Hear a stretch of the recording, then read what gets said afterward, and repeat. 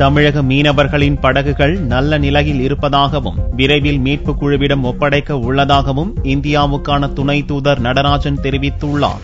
கச்சத்தீவு அந்தோணியார் கோவில் திருவிழா கடந்த 2 நாட்களாக நடந்து முடிந்துள்ளது. திருவிழாவை முடித்துவிட்டு ஞாயிறன்று தமிழகத்தைச் சேர்ந்தவர்கள் ஊர் திரும்பினர். இலங்கை மக்கள் இணைந்து கொண்டது மிகவும் ஒரு மகிழ்ச்சியான விடயம். எல்லா விதமான ஏற்பாடுகளும் மிகவும் சிறப்பாக அமைந்ததை நாங்கள் காணுகின்றோம்.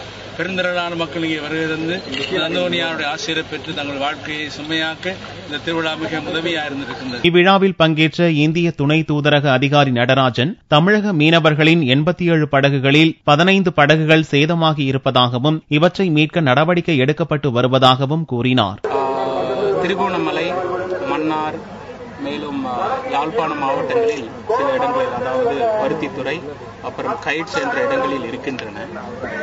பொதுவாக எல்லா படகுகளுமே நல்ல முறையில் இருக்கின்றது. சில படகுகளை தவிர கிட்டத்தட்ட ஒரு 15 படகுகள் மன்னார் மாவட்டத்தில் உள்ள படகுகள் பழுதடைந்திருப்பதாக தெரிய வந்திருக்கின்றது.